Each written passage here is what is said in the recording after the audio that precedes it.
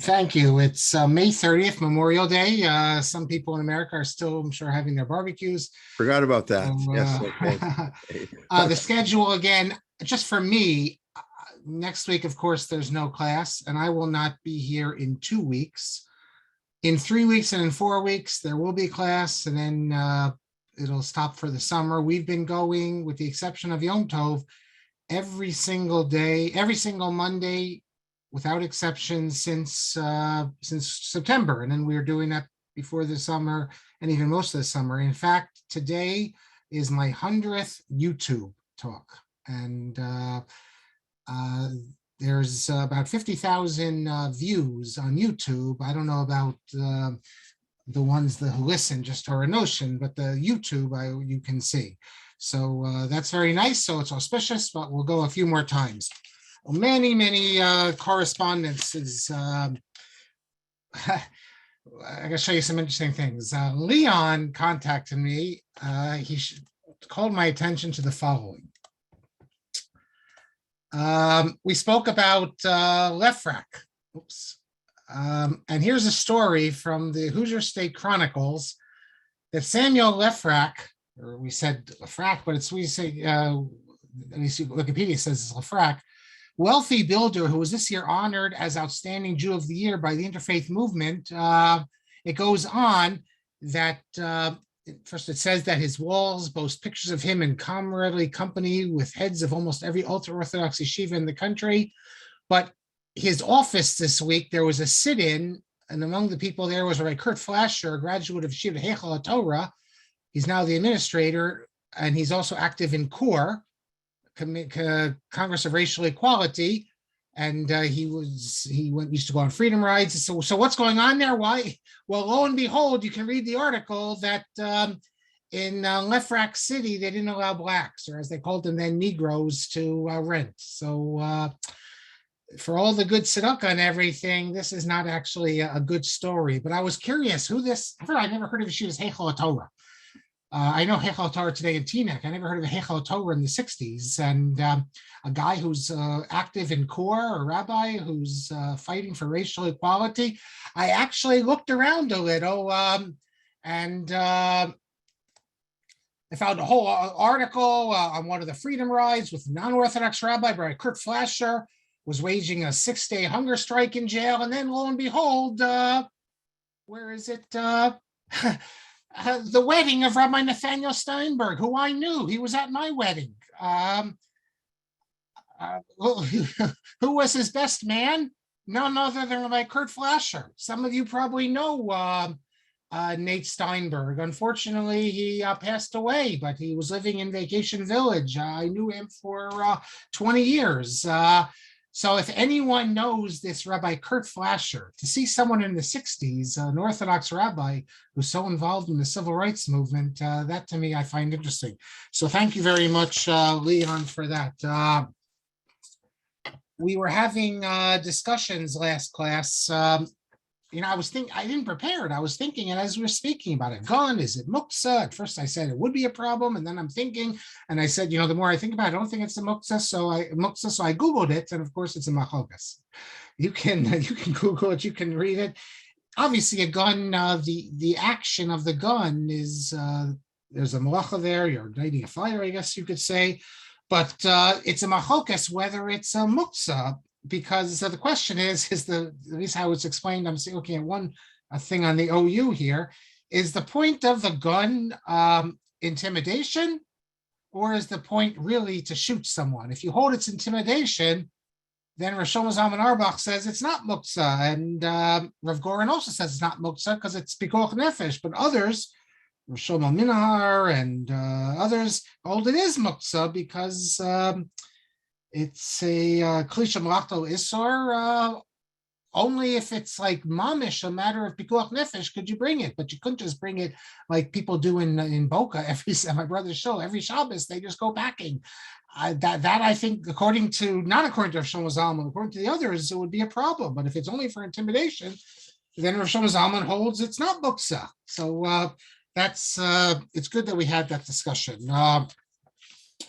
One of you asked me, we spoke, this goes back a few classes, but I want to get to it because we have a break about selling the aliyahs. And someone said, well, how is that permitted on Shabbos? Isn't that mekach or memkar? Well, you can take a look at Yechavadas of Rav Yosef on in volume 2, number 41. And he discusses this and he explains, no, it's not. Why isn't it? For the simple reason that it's considered cheftze shamayim. It's no different than raising money for poor people. In fact, the Gemara says explicitly. Let me show you a Gemara. Rav Vadia quotes this Gemara. It's in Shabbos. No, where's my Shabbos here? Oh, here, where it says that you can't do thing. What can you do? Mishalchin al tinokos le'aris b'Shabbos v'al tinok ulamdo sefer o amdo umnos. That translation is you can make arrangements to betroth children, finding someone to teach them to read books and teach them a craft. So you're allowed to do that. Why? Because it's this is considered a mitzvah. Now, I bet you most of you know this passage from your Zemiros, by the way. What do we have in the Zemiros? Mah Yedidut, right? Mah Yedidut, you all know it. So it says here,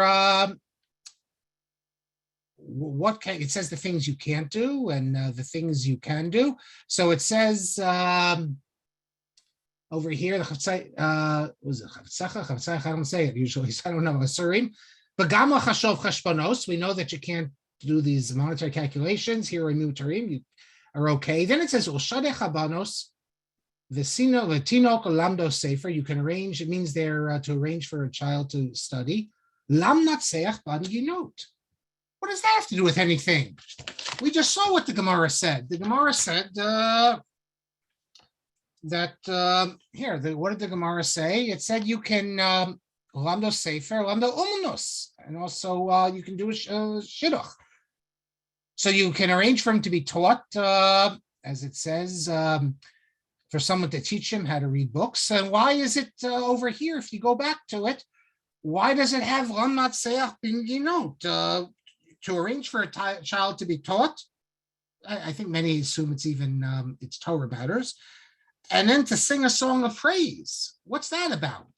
It's not clear why they substituted it, unless it's been suggested that Rabbi Mazuz suggested it that there came a time when people stopped teaching their children parnasa.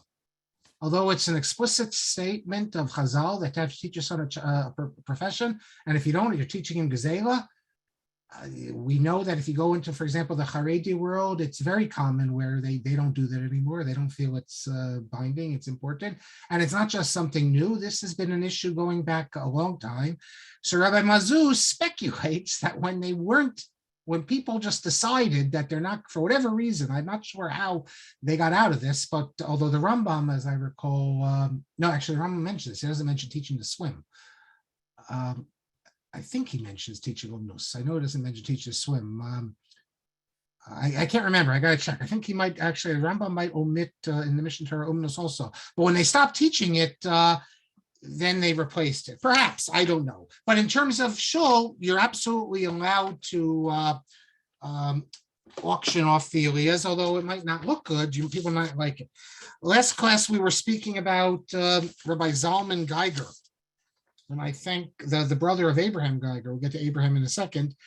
And I thank Naftali for calling my attention to when he deals with Simchat Torah, he mentions that new people have come in, and now they've adopted the minhag Poland of doing hakafos, not dancing, but actually just the hakafos going around.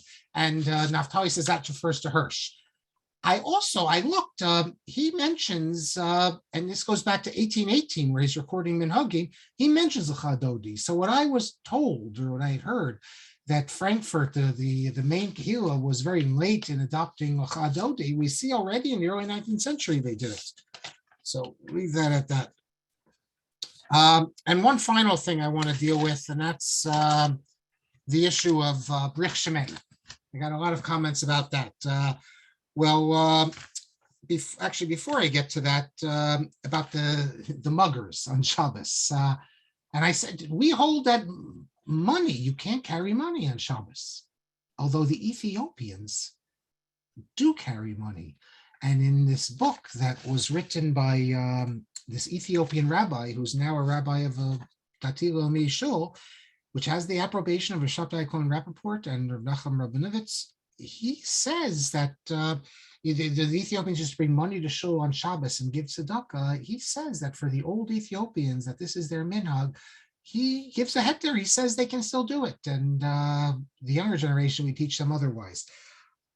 What I would like to point out, and he was attacked for this, that he's a reformer, and how could these rabbis give a haskama to it? I think Gershon Bacon, for calling my attention, Professor Gershon Bacon, if you look in the Otzar Chiluf Minhagim, which is the Chilukim from the Gonic period of Bavel and Eretz Yisrael on page 65, it says that Bnei Eretz Yisrael wouldn't carry money. They wouldn't even touch money, but Bnei Bavel would carry money. And they did not regard it as muktzeh. For whatever reason is they didn't regard it as muktzeh money. So that's interesting. The last thing I want to mention deals with Brich Shmei. Some of you asked me, well, what about the Rav? Did the Rav say Brich Shmei? And I said that I don't remember it.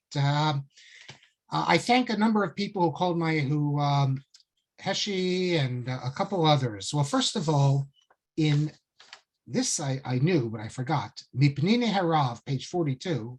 I knew it because I read it, but I forgot it. The other thing, no, I didn't know at all. So I especially thank people for that. It quotes Rav Lichtenstein that Reb Chaim, he got this from Rav Soloveitchik, Reb Chaim was very makpid not to say Bar Elohim, that we depend on Bar Elohim. I'm going to show you in a second here. Let me show you this. This is the problematic passage. So here's Brich Shmei.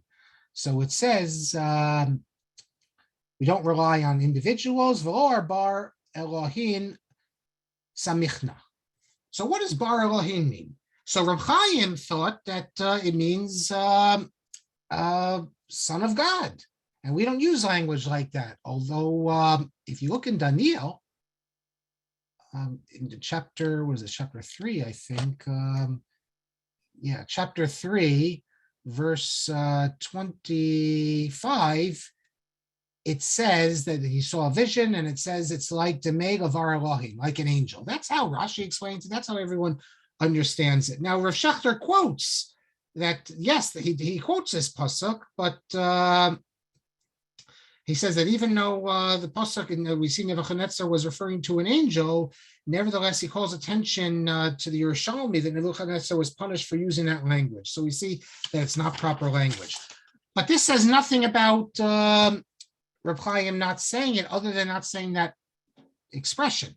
However, I think it was Heshi who called my attention to in the Hanhagos Harav, in the Rav Zamachsor, it's quotes Rabbi Wolgamuth, Isaiah Wolgamuth from Boston, who I knew a bit because I lived there.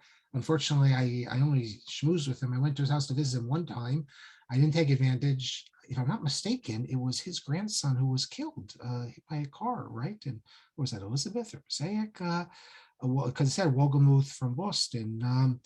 But this is just a few weeks ago. But I didn't, Rabbi Wolgamuth from Berlin Rabbinical Seminary and very, very close to Rabbi Soloveitchik. I never took advantage of the time there. But in his notes, he put together notes of the Rav and Tefillah.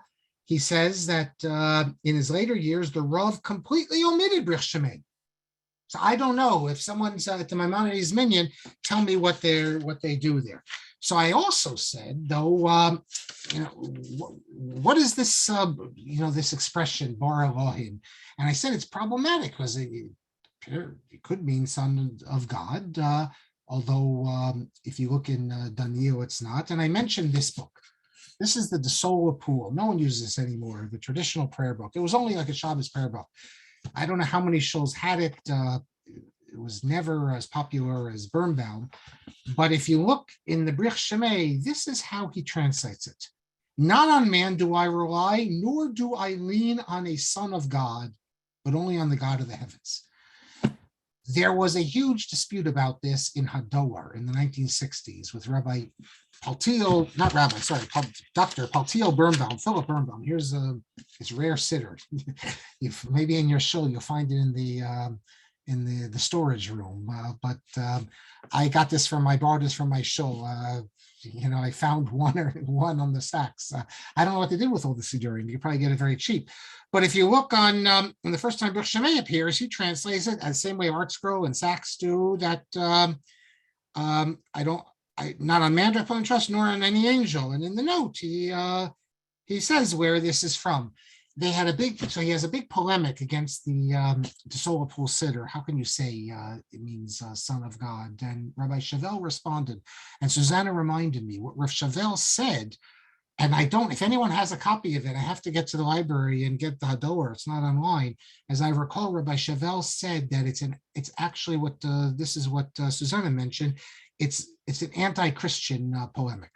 That you're saying that I don't rely on man, I don't rely on a son of God. That is, in English, we put son of God in quotes, because it's not really a son of God, meaning that it's anti-Christian. But Birnbaum obviously doesn't accept that. This is so far-fetched that it's hard to imagine that this is what this passage in the Zohar is referring to. I think it's obvious it refers to angel, and that's the meaning in the pasuk. You should know that the Sola Pool Siddur had problems among the rabbinic elite. I'm holding in my hand now a page from Hapardes. You can go online and look at it, February 1961, where the Agudas Rabbanim says as follows: Hasidur Hanitpas, that is the Sola Pool Siddur, Asur lehishtamesh bo. You cannot use it. This is a chayrim long before Kamenetsky and before Slifkin. The RCA Siddur was put in chayrim. People don't realize this.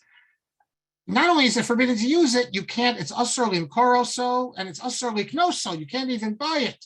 And what do you do with this RCA Siddur? This one I have right here, according to the Agudas Rabbanim, to unim geniza. I'm not putting in Geniza because I need it. It's important. But and not only that, the Agudas Rabbanim says you have to publicize the full batei kanesios concerning this isser, and you have to lavo b'dvarim imanale hissadus rabbanim. You have to get in touch with the RCA lashpia alehem to sheyimshachu asiyadam in a siddur. They have to convince the RCA to back off this siddur or vatelas kol mifal and to stop this whole thing. So what's the problem with this siddur? Well, they have 6 things. It says the Targum is incorrect. It destroys kavanos of tefillah. It changes the matbeah of the chachamim. It's in places against the halacha. I don't know what that refers to. They translate it against the pshat. Shir Hashirim is translated in ba'ofen chiloni. I guess they translated it literally, so it's not just Art Scroll that wanted to do this. And then it says, in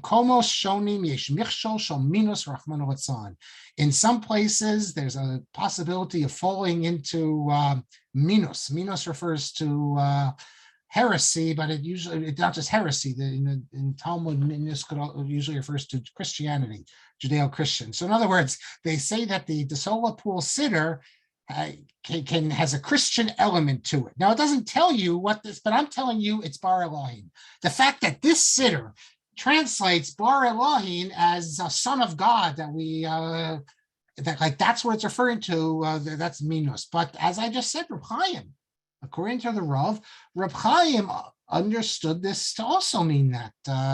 Whether he's right or wrong is neither here nor there, because if Reb Chaim, I guess Reb Chaim don't say it, so he saw it as a problem, and Reb Chaim did not see it as an issue of anti-Christian. I think I don't know what he might have saw it as one of these interpolations in the Zohar, which are inappropriate. We're going to talk very soon today about interpolations. If you can have interpolations in the Gemara, and wait till you see who calls attention to a quasi-heretical interpolation in the Gemara, you can have it in other places as well. And you have in the Zohar, definitely. You've had traditional authorities who speak about interpolations, quasi-heretical interpolations. So we'll get to maybe that. But okay, I'm all up where I need to be now. And let us return. If you recall, the last thing we did, as I mentioned, that Geiger one of his early writings. It's a scholarly essay on the Mishnah, interpreting it at odds with the Gemara, which is provocative. It shows you his independent mind. You can maybe trace where he's going to end up. And I do think today that I said this last class, if you walk into a typical base medrash, it doesn't have to be a base medrash of people in black pants and white shirts. You could walk into the YU base medrash and just mention that I want to interpret what the Mishnah says, not like the Gemara. I think they'll not only be very uncomfortable, many people would probably say, well, this is heretical, you can't do that. And I pointed out last week, it's not the case. The Tosas Yom Tov, and this is the last thing we read, the Tosas Yom Tov, and he's a commentary on the Mishnah on the spot there. He's not just writing an article.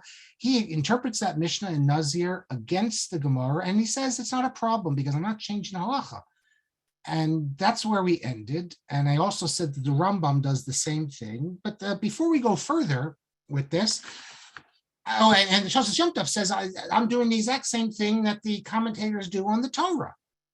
That is, that the Gemara says this is what the pasuk means, but yet they interpret it al pi pshat. So if they do that, then with the Torah, I can do that with the Mishnah. Why would anyone want to do this? That's first the question. We understand Geiger; he's interpreting just from a scholarly perspective. But if you're writing a commentary on the Torah, and let's say Chazal tell you if the word la'olam, let's say if it means unto the Yovel, why would you interpret it like Rashbam does about the Eved as meaning forever? Or why would you interpret if the Chazal tell you that the day starts in the evening? Why would you say, well, the pshat of Bereshit is that actually, yes, Chazal say that, but pshat is that the day starts in the morning. After all, vahi erev, vahi voker. That is, you have the evening, and then you have the morning, and then the day starts after the morning. Then the day starts, not in the evening. The day finishes in the morning, let's say at dawn. Why would anyone want to do this? And don't think this is just the Rashbam. Everyone knows the Rashbam. The Rashbam even interprets tefillin, al pi pshat, not to be literal. It means like place God near your heart.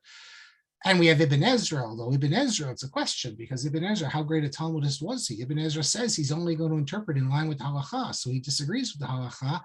It's been suggested, well, he didn't know these Gemaras, but the Rashbam obviously knew the Gemaras. The Rashbam is one of the greatest of the Rishonim. Why interpret it this way? And don't think it's just the Rashbam. We have this again and again. We even have Rashi. Rashi does this. If you don't believe me, here's just one example, famous. Look in Shmos chapter 23, Halacha Beis. Rashi goes through, cites what the Gemara says, and right at the end, and what Unkala says, he says, although this is what the Gemara says, I'm going to explain it al pi pshat. The Ramban does this. What's the logic? Who are you? Even if you're a great Rishon, and what's the point of explaining if Chazal tell us this, and how far do you take this? Are you then going to say the pshat of ayin tachas ayin is literal? It's not clear really what the angle is here because they don't explain it. And there could be different approaches in different cases. In some cases, it could be what they're saying is that although this is derived in the Gemara, this should be understood as a D'Rabbanan, the rabbis, but not actual Torah rules. But in many other cases, 100% they agree that this is the Torah law, but the attitude is that there's multiple levels, multivalent. So therefore, yes, it's Minatorah, you have to put, the tefillin is Minatorah, literal tefillin, but that's the drash. And the drash is Minatorah, the drash is D'Oraisa. But there's also the pshat, and the pshat has value. Pshat has value even at odds with the accepted halacha, even at odds with the drash. The drash is what tells us what the halacha is. The pshat tells us what the pshat is, and the fact that it was put, take the ayin tachas ayin, the fact that it was put in form of ayin tachas ayin, that has value. I understand there are many people who disagree and they say, no, the pshat is, I think Archstrom might even say the pshat is monetary, but no, that's not, I mean, that's according to some, but many say absolutely not. In fact, they say that dafka the pshat is a value because we should have done what it's trying to teach you. The lesson is that we should, in theory, do ayin tachas ayin, but we can't because one eye is going to be better than another eye, et cetera, et cetera. So therefore, we're forced to do monetary. So pshat always has value, even shir hashirim, I would say.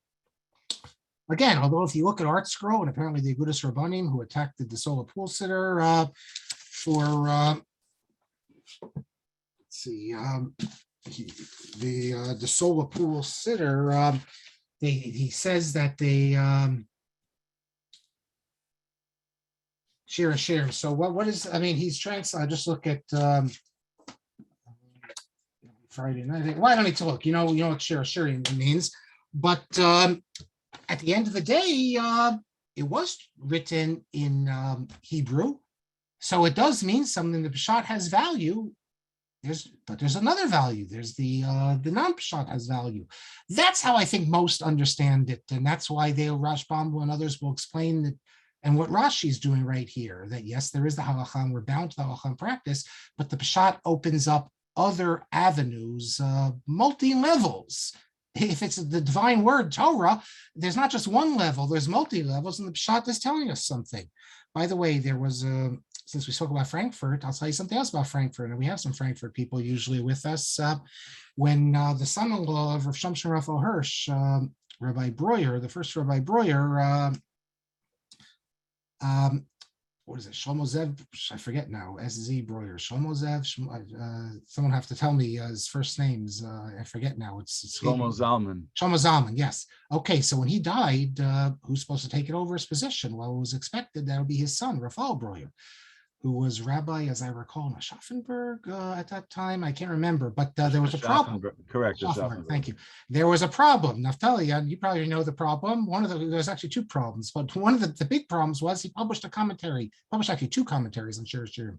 But one of the commentaries was, which he focused on the Pshat, not denying the other meanings, that the most fundamental meaning is that Shir Shirim reflects the allegory of man and God and Kal Yisrael or anything like that. But the fact is, it was put in the form of human love because that's also holy. And we're not Catholics here. We do, medieval Catholics. We do believe that love between a man and a woman is something holy. And that's what he elaborated on. I think today people would find that like very refreshing and not have a problem with it.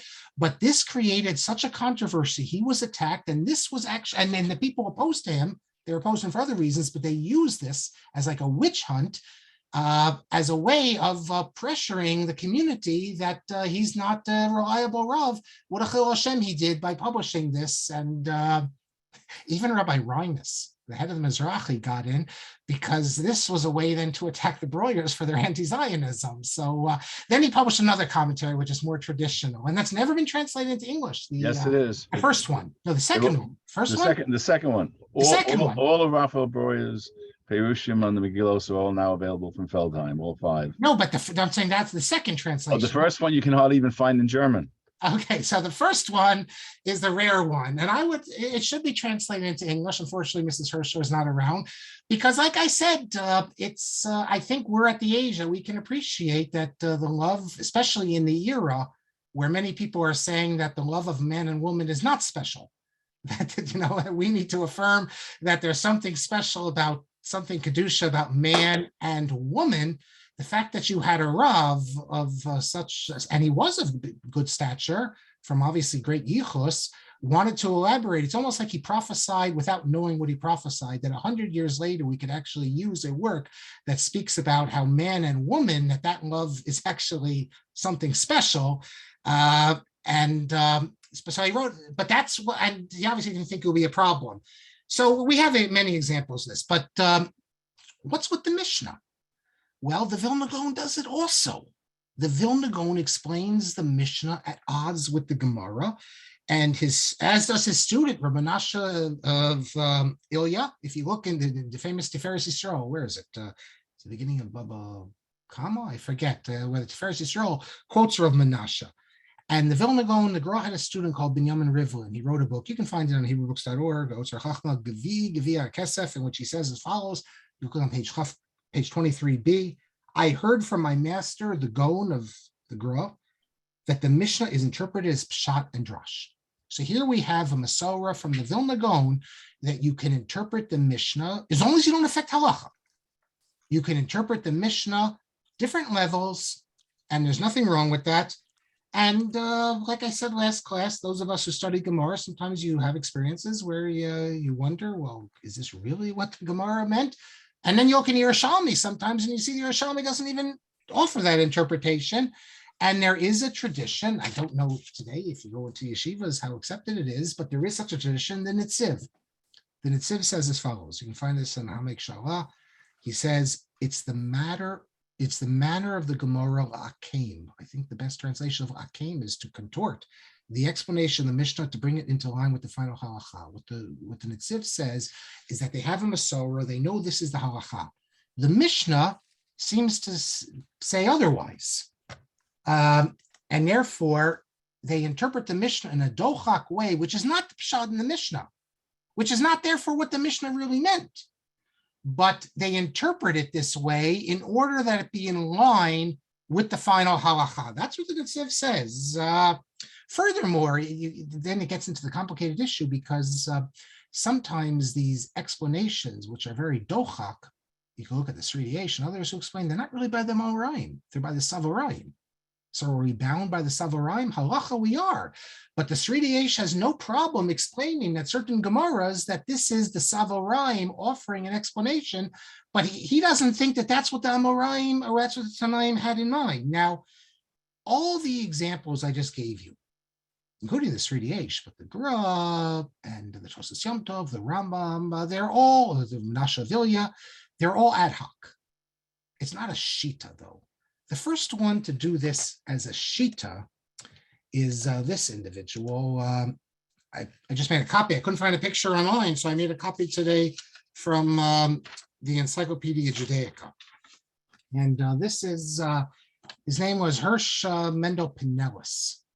And you can see it looks like a from Jew, and although, well, a religious maskil, but he wrote a book. And the book is called, Darka Shel Torah. You can see it in HebrewBooks.org. And you can see the title there. It says, that is, this volume is designed to explain the Mishnah. He says to defend the Mishnah. What does it mean to defend the Mishnah? To defend the Mishnah against interpretations in the Gemara that are not al pi pshat. And he stresses, of course, that we follow the Gemara when it comes to halacha, but when it comes to pshat, he says we can follow this tradition of explaining it. Now, this was very, very controversial, as you can imagine, because it's not, first of all, the whole idea is controversial. Second of all, to make it a shita as opposed to ad hoc. So his brother-in-law wrote a 2-volume work. Not, you remember, Pineles is called Darka Shel Torah. Kachi Darka Shel Torah. This is the way of Torah. Laharos Sitkas Chazal, to show that Chazal were correct in how they interpreted the Mishnah. Moshe Waldberg. Now you can imagine that they didn't get together for Seder or anything like this, because his brother-in-law really blasts Pineles big time. And this remains a dispute. The person who also did this was, a rabbi, the Rav of, hold on, I have it here, this individual, the Rav of Amsterdam, big Talmud Chacham, Halachic authority. His name was Rav Yosef Zvi Duenner, Yosef Hirsch Duenner. He, the Duenners today are from his family, Pinny Duenner, the rest, not descended directly by his brother. So this is Rav Yosef Zvi Duenner, dies in 1911. He published 4 volumes on the Shas. Here's one of them. You can see here, published in Frankfurt. You can see the volumes. Sometimes you see them in Batei Midrash. They look like this. The 4 big volumes, the red volumes. Rabbi Duenner follows this as a shita on sugya after sugya, explaining the Gemara, the Mishnah at odds with the Gemara. In fact, Halivni, who also follows this approach in his introduction, he doesn't like Duenner so much. He says that although Pineles' book is much smaller, it's much better. And that's an issue. It's just something, look, we're not dealing with Talmud here. Rabbi Kelman could, he's had in the past the Revadim classes that dealt with this as well. But you should be aware that this was a huge issue in the 19th century, so much so that the rabbis of Frankfurt wanted to put Rabbi Duenner's commentary in Chayrim. I have all the material, or I shouldn't say all, but a lot of the material on this, because the late Professor Mordechai Breuer, before he passed away, I guess he figured he was never going to get around to writing it. He sent me all of this material he had dealing with the dispute over the Duenner commentary and the attempt to put it in the Chayrim. So one day I'll put it together, and I'm going to come back to Duenner in a few minutes. There never was a Chayrim put out by Frankfurt against it, but that was what they wanted to do. And I will get back to Duenner because he's also known for something else. Really, I take this, what they want to put the commentary in Chayrim is really not for this. It's what I'm going to show you in a few minutes, that they wanted to put the commentary in Chayrim. So let's return to Geiger, who, as I said, before Pineles and before Duenner, he published an article setting his name out there with this approach. And what made Geiger so significant is because, as I said, he was a great scholar. And he set out to use his scholarship in the service of reform in a way that Holtheim wasn't and others weren't. He's going to use scholarship in the service of reform to show, if you can show that there have been reforms in the past and changes, then we can do it as well. He, of course, would have a huge break and battle with the traditionalists, his old chavrusa and friend from Bonn, Hirsch. I don't believe they ever spoke when they left Bonn. When Hirsch published his Chorev, which was designed to assert the fundamentals of Jewish law from the Torah, Geiger responds very sharply. What for Hirsch was scholarship, for Geiger is a form of modern midrash, where basically he says Hirsch can make the text say whatever he wants to say. Now, the truth is that you had in Berlin at the rabbinical seminary, many of them also were not so enamored by Hirsch's commentaries, because Hirsch engages in a form of speculative etymology. But Geiger just wants nothing to do with it. And Geiger's point is that there is no tradition. As he sees it, the rabbis are inventing all these drashot. They're creating all these laws from whole cloth, and they're just attaching them to psukim. So there's no actual tradition. And if that's what you're trying to do, well, that's going to enable you to discredit the authority of the halachic system. We all know that there are halachot established on a repetition of a word, a letter here, and that's traditionally understood to be a biblical authority. Now, it doesn't mean, you could also say that the rabbis have the authority to derive, and that gives it biblical authority. But for Geiger, this is all a game, and the rabbis, as we'll see, are the Pharisees. They're all motivated by other factors, and they so there's nothing really authentic going on here. Well, obviously, people are not going to be inspired to keep the law, but not only that, there's no reason to keep the law if this is if it's all this sort of linguistic game that the rabbis are playing, and they don't have any authority. It's not like they have authority from the Torah, which traditionalists assume that there's authority given to the sages to do drashot, and therefore, what this means is that all the derivations, everything rabbinic, and remember, we are rabbinic Judaism. We're not Karaites. We're not biblical Judaism. If all of rabbinic Judaism is shown to not have anything to stand on, it's just the rabbis inventing things, and they don't have the authority to invent these things, well, then we're not bound by any of this. And the only thing left is then going to be the Bible. But even the Bible, we'll see, we're not going to be bound, as we saw already from Holtheim, by most of it as well. Geiger is often regarded as the founding father of Reform Judaism. We already saw he didn't begin it. It began already the generation before him. But he really brings everything together, the liturgical innovations together, and he's giving them the ideology.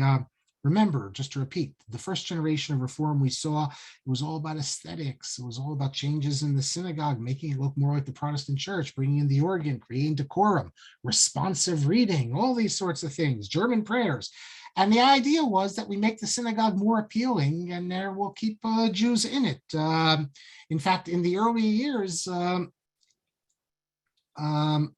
in the early years of Geiger, he sort of followed this path. He thought that his job was just let's affirm what people are doing, and we can justify it scholarly. But then he assumes a more activist stance. That is, the job of the rabbi is not just to affirm what people are feeling and doing, but the rabbis have to push the development because, after all, they're the leaders, and it would be his scholarship that would move history. Well, as we saw, the first thing is to destroy the authority of the Talmud, which he does to his satisfaction, and then to destroy even the Torah, or most of it. And once you do that, you can create a new form of Judaism. Now, what he attempts to do is show through his scholarship, and he was a great scholar, no question about it, how Judaism has changed enormously in the past. If I can show you that Judaism has changed enormously, then why should it stop changing? If I can show you that Judaism changed from the Bible to the Pharisees, to the sages, and if I can then show you that after the destruction of the temple, the Pharisees recreated Judaism, if I can show you all these things, then Judaism must continue to change. And if I show you that, then reform is not a radical break. No, reform is the continuation. And it's the rabbis, the traditionalists, the Chasam Sofer, they're the modern sadducees. So again, the question is going to be, who is going to be able to assume the mantle of the Pharisees? And that's what Geiger's scholarship was about, to show development of halacha, how rabbinic Judaism is this development, but only one possible development. There could be other possible developments. The Sadducees also had halacha, Geiger will tell us. And once you say that halacha is a development, and it's one development of any number of developments, the rabbis could have developed it in a different way, well, then there's nothing sacrosanct to it. When you read Geiger, as I said, you see such scholarship. He could have been a real Gaon had he put his mind to it. Now, unlike Frankel, who we will discuss, Geiger set no limits to his scholarship. So higher biblical criticism was also accepted. And nothing is off the table. There are two types of biblical criticism for those who are unaware. You have lower biblical criticism, like you deal with words, texts, the problems in the text. Should it read this word or that word? I mean, some of them are clearly over the top. One of the early reformers, radical Maskilim, Yehuda HaShashor, he even said the very first book of the verse of the Torah, Berikh Shemeh es hashamayim ve'es haaretz. God, should it say? Berikh Shemeh es hamayim ve'es haaretz, which I think is so foolish because it's obvious God creates the heavens and the earth, but Shor thought it should be Mayim and Haaretz. But we do have other examples where there could be problems. Let's say how to read a word, and we know that in the Midrash and Gemara they have different readings. That's lower criticism, especially when you leave Torah into Tanakh. Higher criticism deals with authorship, documents, and I'm sure most of you know about the higher criticism that was developed in Protestant Germany, by the way, by Wellhausen, although he wasn't the first, it was back before him, but Wellhausen was also, like Geiger, he was a clergyman. He was a Protestant clergyman, as were many of the early Bible critics. And much like the Protestant clergymen, it took Geiger a while before he felt comfortable in speaking about these things, because he was worried about, would he be thrown out of his synagogue? Would it be a problem? And by the way, many Reform, Isaac Mayer Wise, who we spoke about, he, in Hebrew Union College, refused to allow higher criticism to be taught.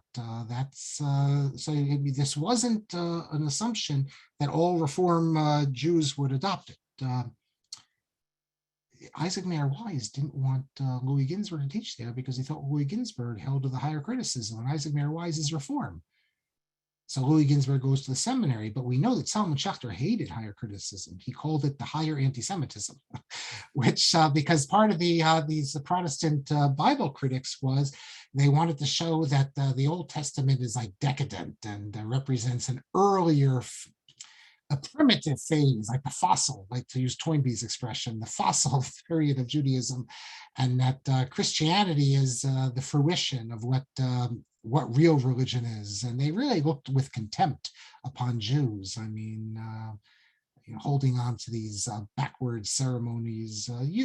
Occasionally you'll meet Christians who have that attitude today, but it's pretty rare. It was very Germanic.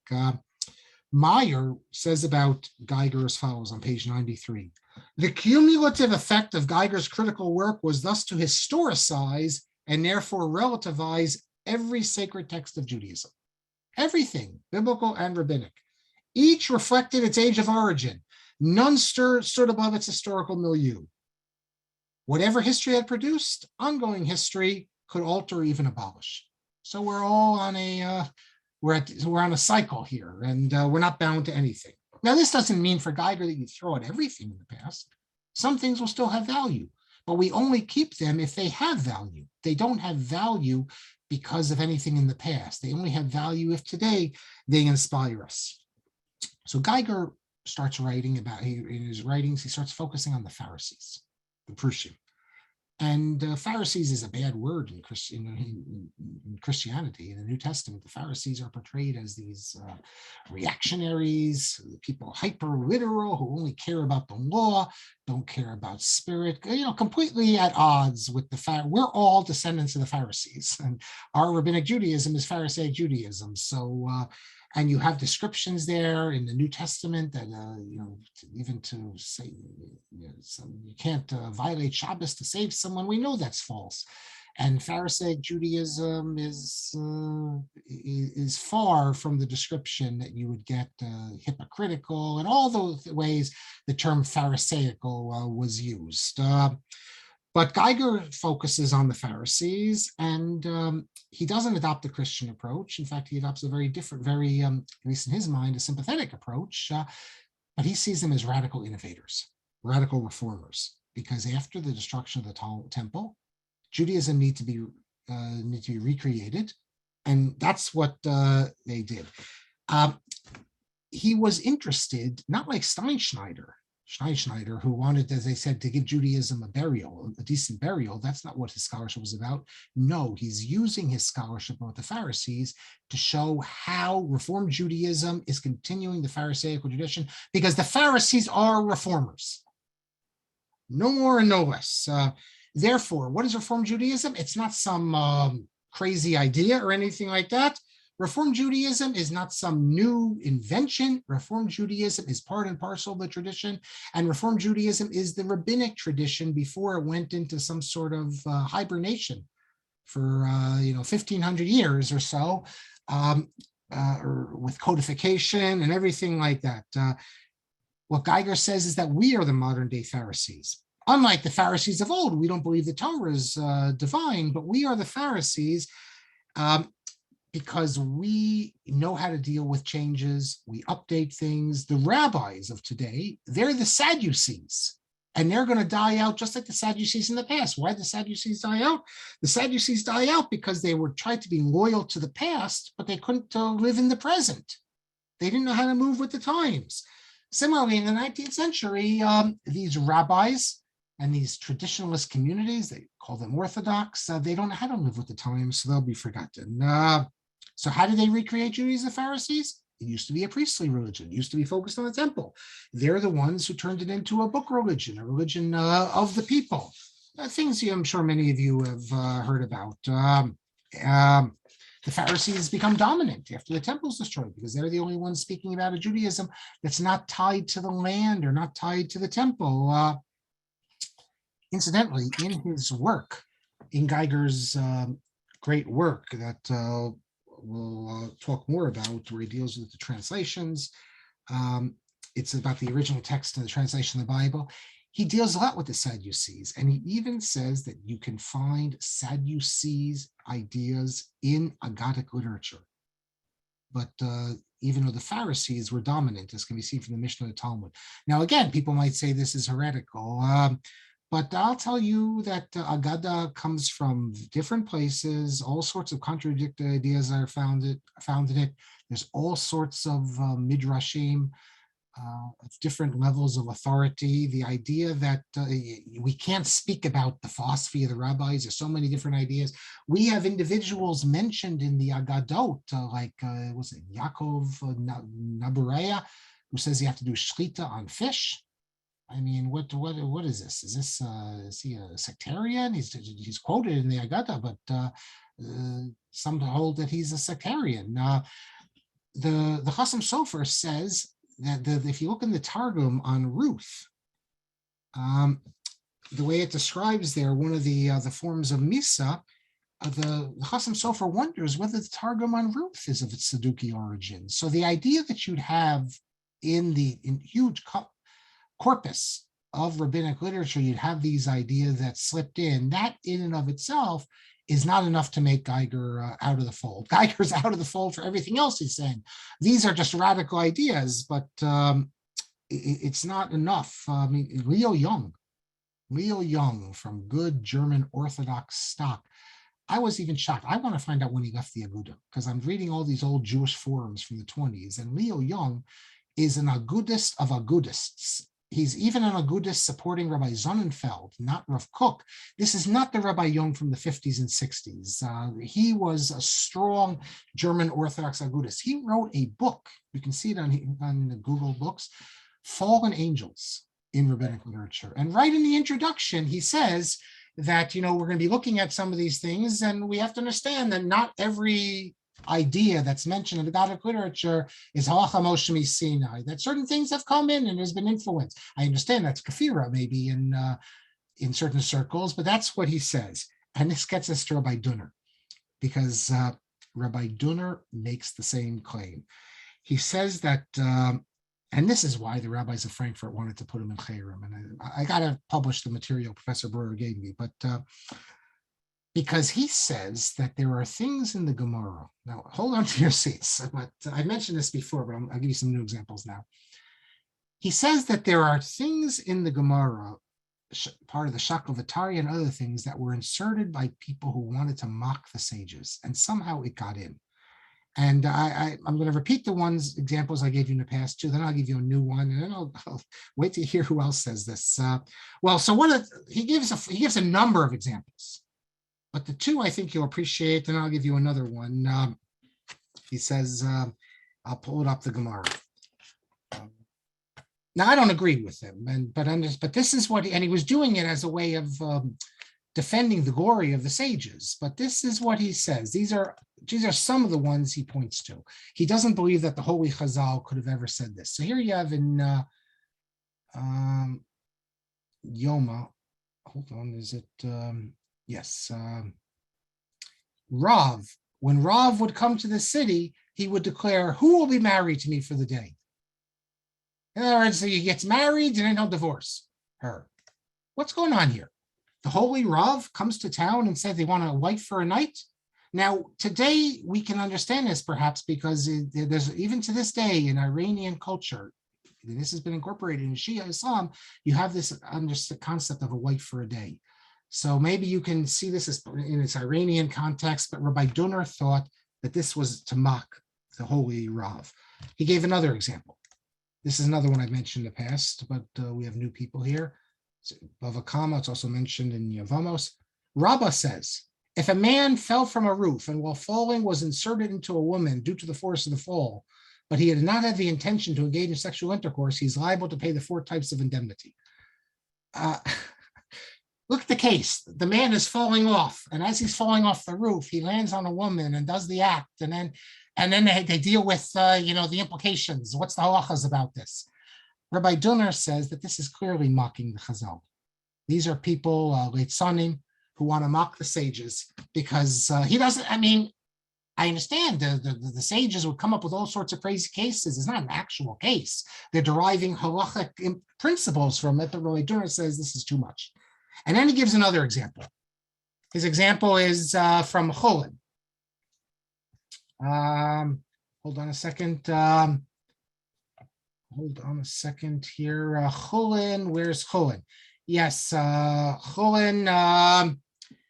In just a second, kids. Jacob, I can hear you. Got my son. I gotta keep him quiet. Cholin, it says as follows. Cholin 139b. If one found a nest in the sky, hold on a second. I'm going to have to, hold on. No, that's not the one I want to tell you. Yes, if you find a nest in the sky, that is, the bird is carrying the nest.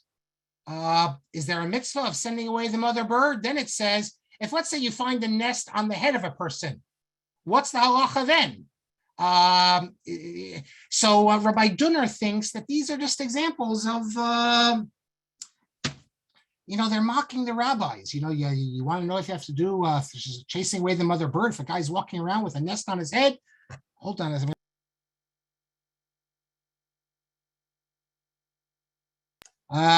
Okay, but I want to show you something now, because believe it or not, it's not just Rabbi Duenner, it's not just some of these modern people.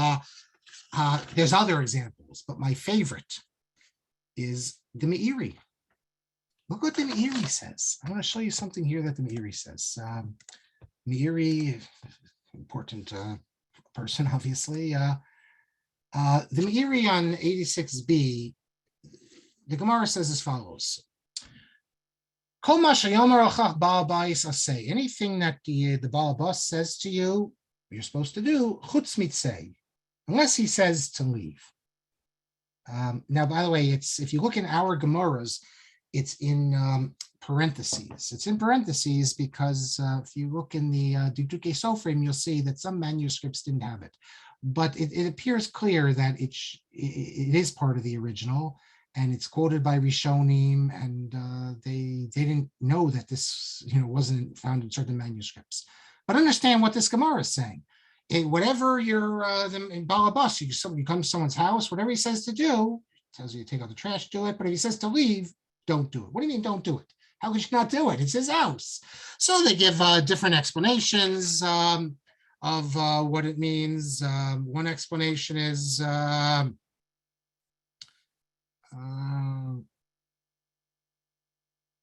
wrote down a couple explanations here. One explanation, I think it's the Marsha, says if he says to you, go buy me something in the store, then you could say, no, I'm here as the guest, don't tell me to go buy you something. But the Meiri says as follows on this, because again, it's hard to understand. What do you mean? It's his house. He tells you to leave. When you say, no, I'm squatting here. Listen to what the Meiri says on this in the base of Bechira. It's on page 341 if you want to look at the base of Bechira. He says, actually, the Meiri knows the different versions. He says you shouldn't read these words, chutz mitzeh, even though it's found in some texts. He says this is haga'as leitzanim, nishtabshu ba'asfarim. The Meiri says that this passage, chutz mitzeh, which is found in most texts and which is explained, he says it should be taken out because it was put in by leitzanim, jokers. What does it mean, jokers? The original text of the Gemara says whatever the Baal Abai says to do, you should do. And then the joker trying to mock it says, unless he tells you to leave, then don't leave. We can see that that's a joke. But so the Meiri is telling us, and I have a whole list of examples of traditional authorities that speak about this idea of interpolations. The Meiri says that this is an interpolation, that somehow the Leitzonim got it in. I don't know realistically if this is possible. You can imagine a scenario where Leitzonim could have got their things in, and Rabbi Duenner, where he gives a whole bunch of examples here where people, how does that work? The Talmud is controlled by the rabbis. They're just someone writes a text and then it gets into the hands of the rabbis and then they just incorporate it. I guess in theory it's possible. They incorporate it into the final version, but then you're saying that the people who formulated the Talmud didn't recognize this. So we're dealing with Savarin. You're not a Morain, but still, it's. But I just mention this only so you know that this is you do find this in traditional sources. What I'm going to continue when we get back is I want to get more into Geiger's ideas. Why he thought that reform was the wave of the future, how he saw orthodoxy, and into his book, The Bible and its Translations, the Urschrift, we know it, Urschrift and Übersetzungen, and some of his, and we'll also deal with some of his history, because he's also a rabbi, and that's a problem, because how do you have someone like Geiger if he's the rabbi of your community? And we'll deal with what happens, the great the Tiktins, we'll deal with some traditionalist rabbis, and what do you do in a community when a Geiger is appointed, that sort of thing. And next class, maybe even we'll get to the famous murder or supposed murder of the Reform rabbi. Were the Orthodox guilty or not? We will get to that. So here, let me take the questions here. Nothing the next 2 weeks, and then after that, they'll be for 2 weeks. So in other words, in 2 weeks, you'll get an email saying that I'll be giving the class. I'm supposed to be away. If something happens and I don't go away, then we'll change it and we'll send it out. But I'm going to Tunisia in right after Shavuos. So that's the plan. Rabbi Hartman says, I believe Rabbi Saul Berman was active in civil rights. He was arrested down south. It was poor. He read the McGill in jail, and he told the sheriff what he's doing. I didn't know that. I knew he was interested and he was involved, but I didn't know he was arrested, and I didn't know he actually went down south. So I think today we see this as a Kiddush Shema. We think it's a nice thing. During the time, I know that the people looked at these young rabbis, I guess Rabbi Flascher and Rabbi Berman, as troublemakers and rocking the boat. And that's all we need. The Klan, for once, the anti-Semites are not focusing on the Jews. They're focusing on someone else. And here you're going to go down. It's very nice for their attitude was the Jews living in, let's say, in Montgomery and in Atlanta. It's very nice that these Northerners come down and they make their thing, but then they leave after the weekend. And we are living down here. And now all of a sudden, the Klan and the rest of them, they now look at us as the enemy when we were flying under the radar. So I know that's how they were viewed as troublemakers. Rabbi Lichtenstein also spoke about civil rights a good deal. Okay, so someone privately texted me. I said that Heichal Torah, he says there was a yeshiva. Heichal Torah yeshiva was in Harlem. It was run by Rabbi London. You're going to have to illuminate me because I don't know who Rabbi London is either. And you're telling me in the 60s there was a yeshiva in Harlem? That's, Jeffrey Gurak wrote a book when Harlem was Jewish, but by the 60s, it wasn't Jewish. It stopped being Jewish by then. But that's interesting. I didn't know anything about that. Moshe says, could Olam Natzech be refer to the tune which the child is taught? I guess so, but remember, the Gemara doesn't say that. The Gemara says to teach up umnus. So it's just, it's a little strange that it was changed. Mike says the heter to not teach Parnasa relies on the opinion of Rav Nehorai, that he puts away all the umnus in the world and he only teaches his son Torah. But the Gemara says that the lesson that the final story is that it doesn't work out for you. I forget though. I need to check. I think I can't remember the Rambam. I'm going to look. I think the Rambam. I don't think that he mentions it, but I think he mentions it elsewhere. He doesn't.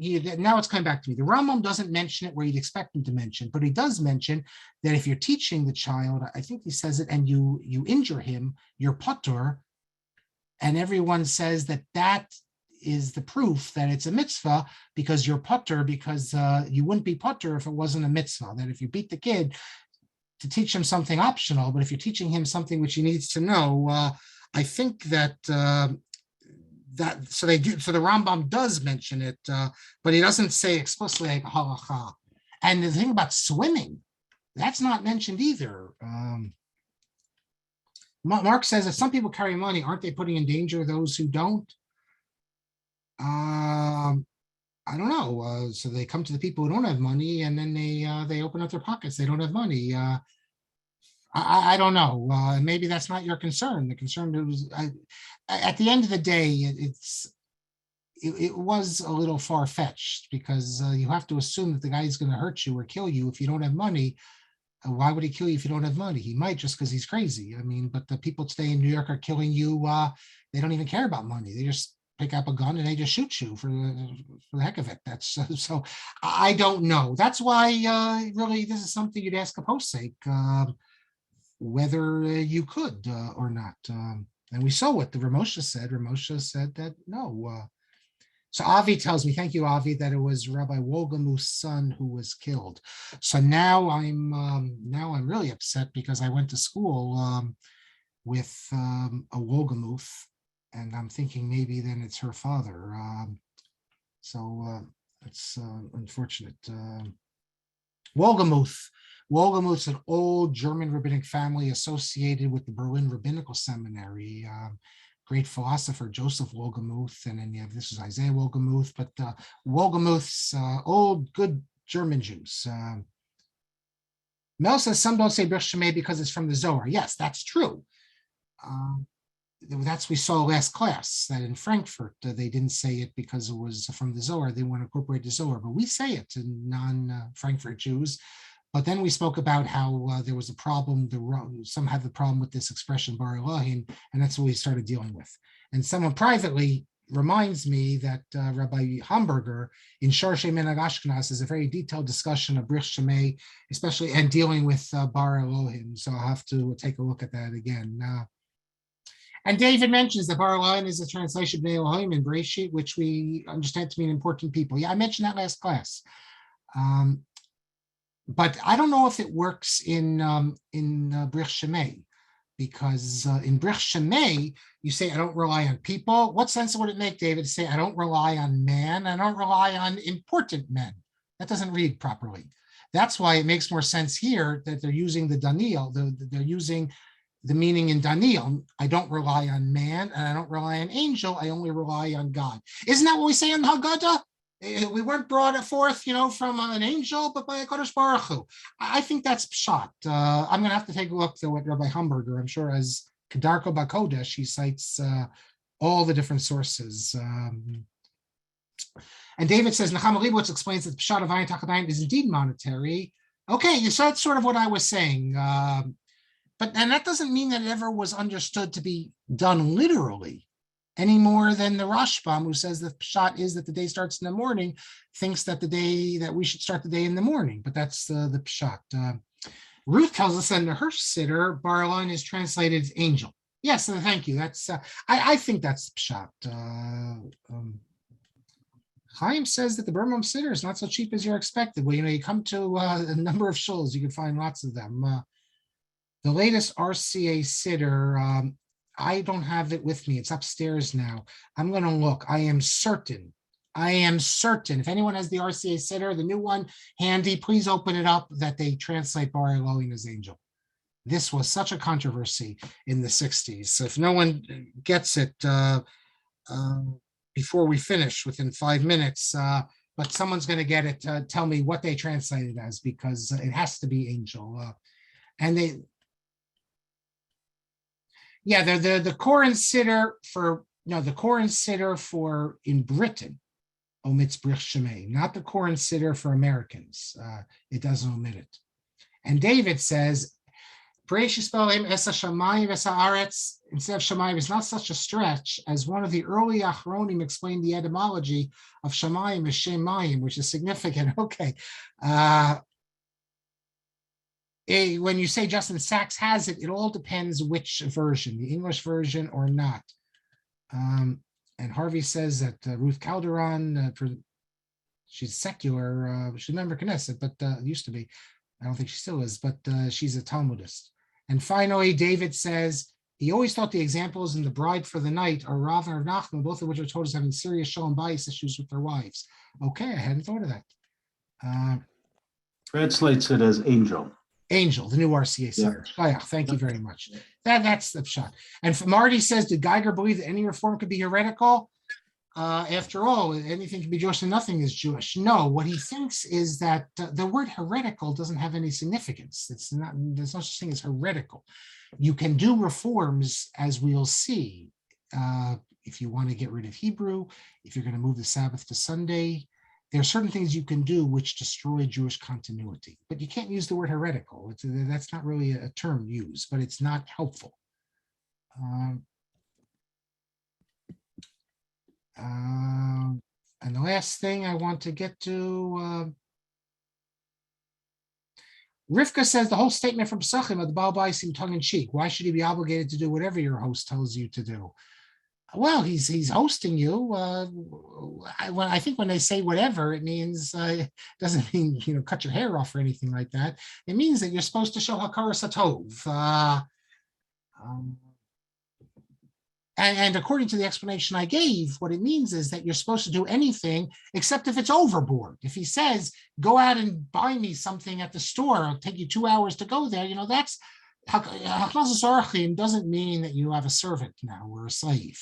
Haknazas Orachim means that you have someone and you're doing a mitzvah, and that he should do things. He should clean his plate and things like that, but it doesn't mean that you can then send him off to do errands. That's the pshat. Barry says that he was rabbi of Young Israel of Brookline, respected Islamist as Talmud of the Rav, but not like his liberalism. Are you referring to, I don't know who you're referring to, Rabbi Yitzhak Greenberg? Did I mention Yitzhak Greenberg? He was a rabbi of Young Israel of Brookline. So I don't know. Rabbi Saul Berman, Marc. Oh, right, Saul Berman. Yes, he was a Yes, rabbi there. Yeah. Saul Berman. He went to Berkeley, I believe. Okay. And finally, someone privately emails me that Brich Shmei is in the original German Hirsch Siddur. Brich Shmei is part of this, is part of our Siddur for a long time. And it's a very nice prayer. And if you read it as angel, what's the issue? What's the problem? We include it. It's from the Zohar. Our communities, we include Kabbalistic things. So I don't. One thing I do, I'll end with this, is that sometimes people are so, I don't know the word for it, chanyak, I guess, about every repetition. So someone was hacking at Chinik that you shouldn't say be on arachitz because you're repeating be twice. So just say be on arachitz. So, I mean, okay, this isn't in Shmona Esrei. This isn't, there's, it's not. The Aruch HaShulchan is even Mohammed Tzchus in areas where you can't have the hefsek if you're repeating the same. Even Moshe says it's okay technically. It's not like you're saying like the Chazonim used to say. David ben Yishay ben David. No, they used to say in Musaf.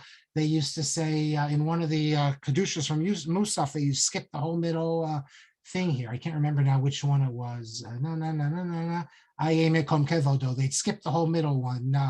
But I mean, to say be on arachitz, I mean, that's, I don't think you need to get, in my humble opinion, I don't think you need to get worked up if the chazan, and I say this, the reason I'm thinking about this is because in my show, we have a small little outdoor minyan. I think I'm gonna be away for Shavuos, so I could be extra careful. So I went there, we only had like 12. So lo and behold, they gave me shachris. So I take out the Torah and I say, I repeat Bei. So as I repeated it, I'm thinking about the guy who's in the indoor minyan, who knows we're good friends. So he knows, but I've told him I don't hold of this. I was thinking, oh no, I repeated Bei, but I hold it's okay to repeat Bei. It used to be, they would go be on arachitz, and then they go higher. And they go back. Yeah, no, I just repeated. I just said that they cut out. You never hear that anymore. They would go, how does it go? Be on arachitz, be on arachitz. So that you never hear anymore. They taka only do the be on arachitz. I'm curious, before we go from our Washington Heights person, is there any repetition of words in Washington Heights, the old Chazonis? Because they know Chazonis there. No, because they do in Basel. Basel is also German Orthodox. They do repeat, not skipping, but they repeat a word twice, back to back. Which, as I said, Ramosha doesn't think it's a hefsek, although he thinks it's not such a good idea. The Aruch HaShulchan is more tolerant, but today we're very makpid. The Rav was very much against it. The Rav was against repeating words.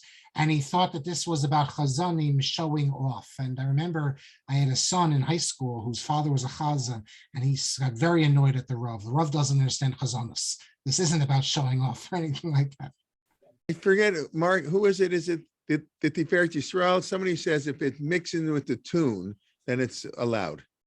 Yehuda says that. I'm sorry? Yehuda Shapiro quoted that to us once. I don't think he liked that so much, but he quoted us that I think it was the Tiferet Yisrael. I could be wrong. We said that anytime, they make up Chadesh,